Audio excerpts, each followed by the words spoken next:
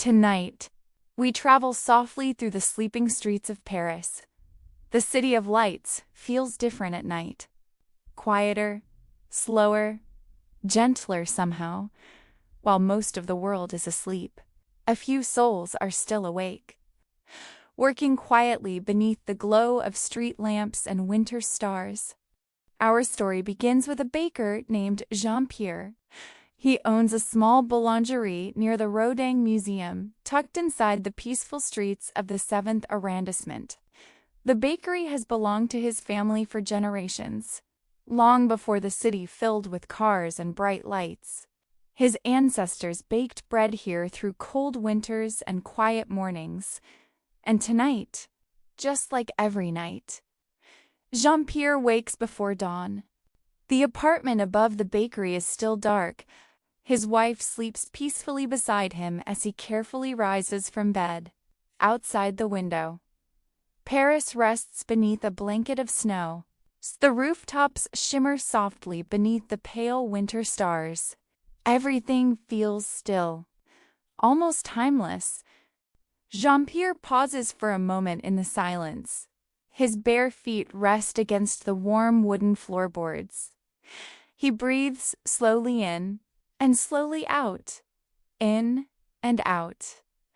The cold world waits outside, but inside, everything feels warm and safe. Soon he dresses quietly and walks downstairs into the bakery below. The ancient ovens wade in darkness. Jean-Pierre lights the fire carefully, and within moments the room begins to glow with soft golden light. The crackling wood comforts him. It always has. The kitchen around him has barely changed in more than 100 years. The same stone walls, the same wooden shelves, the same quiet rhythm passed from one generation to the next. As butter melts into layers of pastry dough, Jean-Pierre begins the work his hands know by heart, rolling, folding, pressing gently, again and again. For him, this is more than baking, it is meditation, a quiet conversation between memory, craft, and care. Soon, rows of delicate croissants begin to take shape beneath the warm light of the bakery. And while the scent of fresh bread slowly fills the sleeping streets of Paris, another soul moves quietly through the night. Inside the Louvre Museum, a young security guard named Marie-Louise walks alone through the silent halls. Most people only see the Louvre crowded with tourists and noise. But Marie-Louise sees a different world entirely. Tonight, the museum belongs only to her. Her footsteps echo softly beneath the grand ceilings as she passes paintings, sculptures, and marble corridors glowing faintly in the darkness. Marie-Louise studies art during the day, and at night, she watches over some of the greatest masterpieces ever created. Eventually, she reaches her favorite room, the room of the Mona Lisa. Normally, crowds gather shoulder to shoulder just to glimpse the famous painting for a few seconds. But now, there is only silence.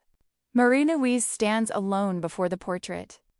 She studies the mysterious smile, the delicate brushstrokes, the eyes that seem to follow her through the darkness. As a child, she once had a poster of the Mona Lisa hanging in her bedroom. Now, somehow, she stands before the real painting almost every night.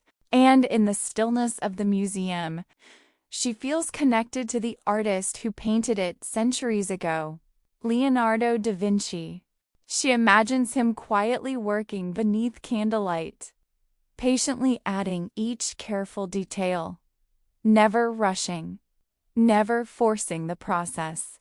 And somehow, that thought comforts her, because perhaps all human beings are connected in ways we cannot fully see.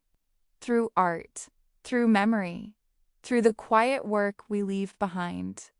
And as Marie-Louise continues her peaceful walk through the sleeping Louvre, outside, snow continues to fall gently over Paris.